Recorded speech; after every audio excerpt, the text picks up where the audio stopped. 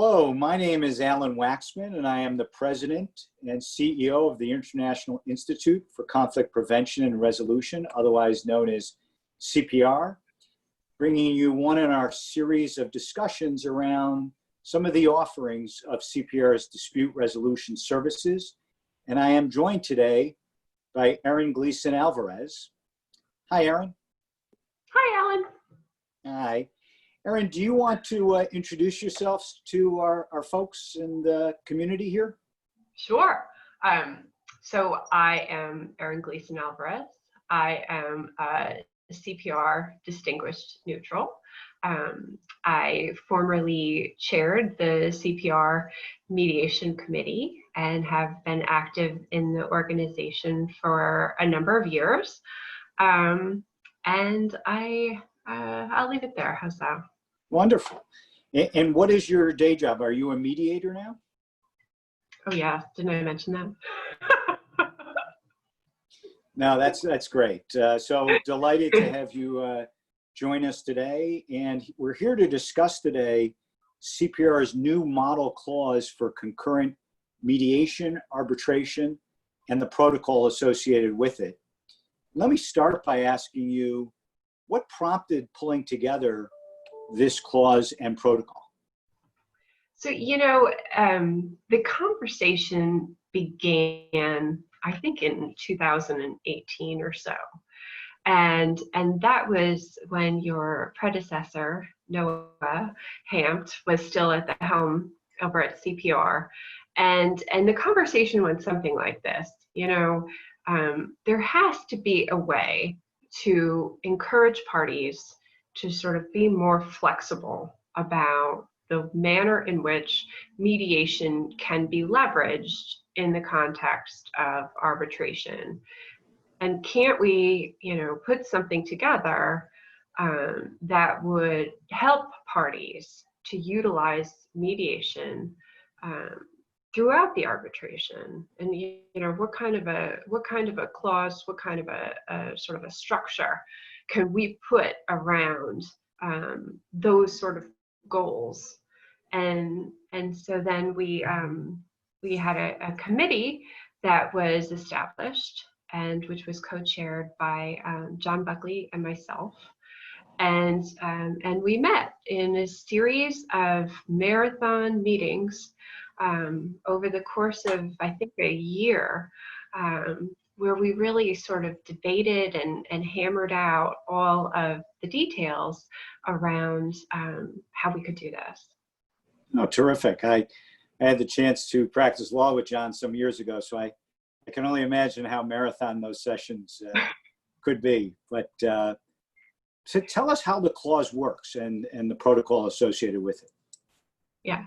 It's essentially intended, so where the parties include what we've called the CMA clause, the Concurrent Mediation-Arbitration clause, in their contract, then at the beginning of the process, so after the arbitration has been initiated, mediation can be initiated simultaneously to get the parties sort of thinking about settlement and talking about settlement, so that is sort of part and parcel of the dispute resolution mechanism that they have sort of signed on to by virtue of agreeing to put the CMA clause in their contract. So this is a clause they put in the contract that commits them to, even after the arbitration starts, continue with or initiate a mediation process. Right, and that should happen really at the outset, at the initiation of the process. And the purpose of it is, I think, from the perspective of the committee, is sort of twofold. First, it was that in a traditional, multi-step clause, you have a finite period within which to negotiate, and then within which to mediate. And if that doesn't work, then you can go to arbitration. And what we had heard from a number of parties was that those kind of parameters really weren't working. And it was sort of forcing mediation at a point or in a way that was not working for the people who ultimately had to live with the dispute and tried to figure out how to make it go away. And then the other part of it was, sort of what we have heard from members is that there still is this sort of trepidation around, I don't want to be sort of the first one to initiate the mediation for fear of, making that, or for fear of that being, some sign of weakness. And so by including this kind of language in your contract, that sort of forecloses all of those obstacles to mediation. I see. So even though anybody can agree to a mediation at any point in time, this is in there to get over the hump or obstacle of who's going to make that first initiative. Yeah. Let me ask you, why is it thought that you mentioned before mediation wasn't working before the arbitration? Why is it thought that it might work better during the arbitration process? As the arbitration proceeds, we know, certainly the parties' understanding of their position, the information that's available to them, increases over time. And so as you become sort of more familiar with your own position and with your counterparties, you are, in a better place to negotiate with more information about, what it would really take to get the case settled. And in sort of a CPR environment where I think many members are already using mediation with great frequency. One of the reasons for that is because there is sort of this beauty in being able to craft your own solution as opposed to sort of delegating that to an arbitrator. And so the other sort of benefit that we saw of the CMA clause was that it encourages parties, as they understand more about the dispute before them, that they can continue to negotiate it and perhaps, avoid the necessity for going forward with the arbitration in its entirety. I see. You may have answered this, but I was going to ask, the clause seems to contemplate that both mediation and arbitration will occur simultaneously. It may be some folks wonder, why not stop the arbitration and let the mediation go forward? It sounds like the committee thought about that as well. We did, and I think that out of a concern that there might be some gamesmanship that might result there, the parties can certainly agree to stay the proceedings, but we didn't want that to be sort of the default mechanism for fear that would eliminate the efficiencies that we hope that this process will afford the parties. It also sounds like by occurring simultaneously, some of those benefits of what you learn from arbitration actually may optimize the chances the mediation works. That's right. Yeah. So very often we've heard of this Medarb clause. Is this the same thing? What's different here? It is entirely different. So not to be mistaken with any kind of a Medarb process.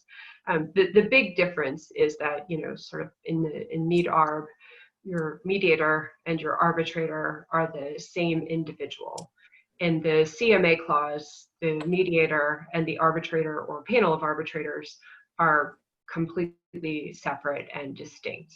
And while the mediator, in sort of the protocols and in the information that we put out along with the CMA clause language, explains that a mediator can communicate with the arbitration panel for administrative purposes to sort of understand the scheduling parameters by party consent, where they are in the progression of the case. But that's it. The mediator is not reporting to the arbitration panel. The arbitration panel is not giving information about the substance of the proceedings to the mediator. So that's how the two processes I think are really quite different.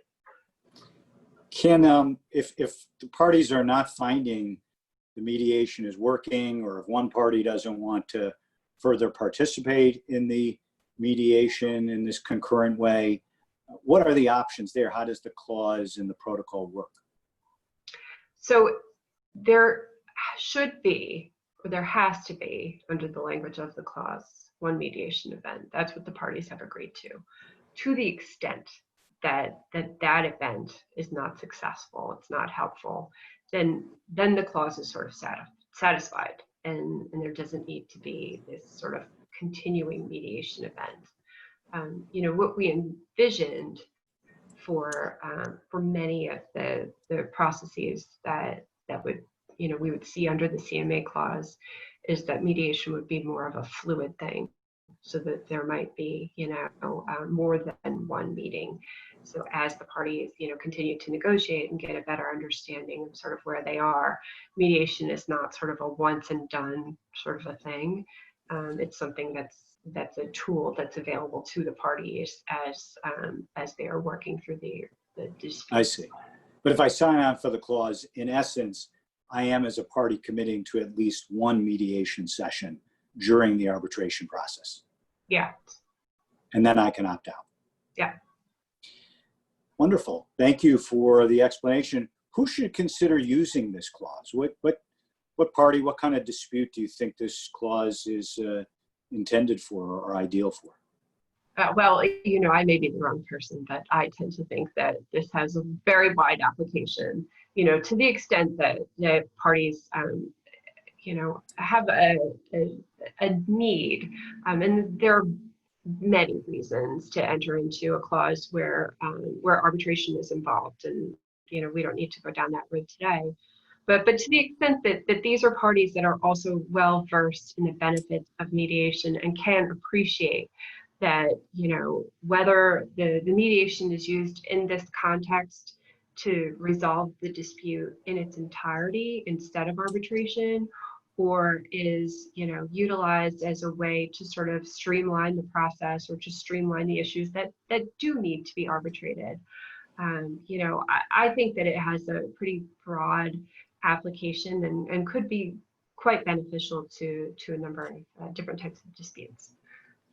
Sure. And as an active mediator, would you find this kind of a process helpful? That is, to be conducting a mediation concurrent with an arbitration process? Yeah, I mean, I think as a mediator and as an arbitrator, you know, you can sort of see the benefits of this. I mean, there are often times where, you know, sitting as an arbitrator and, you know, having part of your brain that sometimes works as a mediator as well, you know, you see the missed opportunity for mediation, but parties are, you know, sort of so entrenched in the arbitration and wish to proceed in that manner, and lose opportunities to sort of craft their own settlement and to sort of do things more creatively and for themselves.